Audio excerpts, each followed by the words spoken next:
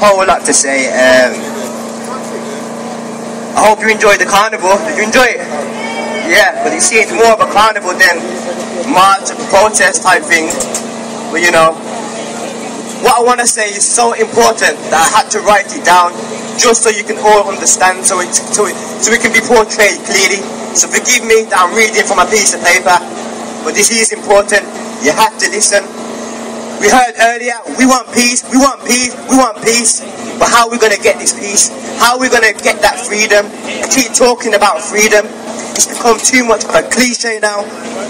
So I hope you can bear with me. We don't even own much of our land here. And those who do, how are you helping others to do the same, to follow suit? We're so far down the radar in society that we're not even a problem to them. I don't mean becoming a problem as in violence, in a problem in a sense that we don't own nothing. We don't have nothing for ourselves. We don't even have land.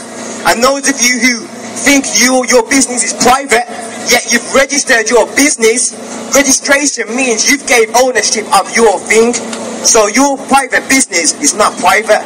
Now we really need to start privatizing our own stuff, our own businesses, so we can have something for our children, for tomorrow, for the future. And then we got our communities, our beloved communities, we lack the ability to come together, to unite, to create those bonds. Then community leaders, they come into our communities. Some of you set up projects, set up your movement, and I say your movement because you haven't been about the people no more. And what it is, you come into our community, set up your projects, set up your movement, you forget to create bonds with us, with the people around you. I don't know, it's because society maybe has got to you that you believe us to become criminals, that you can't approach us no more just because we got tattoos on our face, or some of us wear bandanas and hang on the block. It don't mean we can't be approached. We still cry, we still bleed, and we still feel that same pain. So you coming into our community, setting these projects and movements, yet you're not trying to talk with us or interact with us, or when you do, it's half-hearted.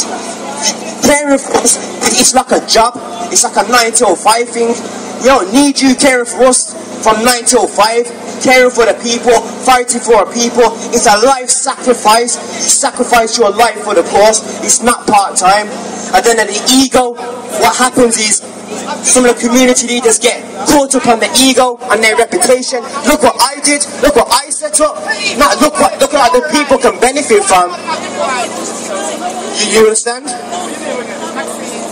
And that's the next thing as well. Community leaders, some of you have got the knowledge and like you've got the experience like you like to proclaim. You know, some of you are stubborn and say, don't tell me nothing because I've got the experience, you can't tell me nothing. Well, can you share with us your experience? Because your will should be passed down to us. Every generation that comes up surpasses the previous generation. So your will, your elders, you should be passing your knowledge, your resources onto us. But you're not doing that. We've come to you with ideas, some community leaders, and that's why I say we've heard it. Don't tell me nothing. We've got the experience. Well, I'm sorry, your experience is getting us killed. You ain't out there on front lines like we are no more. It was on back in your days, and yes, you were doing something in your days. But at some point, you've lost the will to fight now. You've lost that fire. You've lost that passion. And we rely too much on democracy. Democracy. What is democracy? Protesting, campaigning.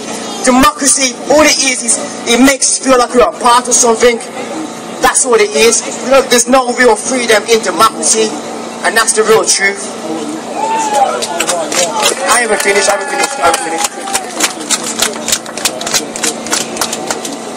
And that's it. The elders, what will happen is, because you're holding on to your thing, your knowledge, your resources, your funding, you're getting older, You're going to die with that beautiful knowledge, and then what? You didn't pass on nothing to the generation behind, so we can't carry on the fight that you started. It's like you want to carry it on your own and want to continue it, but I'm sorry, no. Even my generation now, I'm 27, I don't believe that we will make the real change that we want to make, but we will set the foundations for that, for our 14-year-olds, our 10-year-olds to come up and make that change. We need to concentrate on the younger generation. They're the future.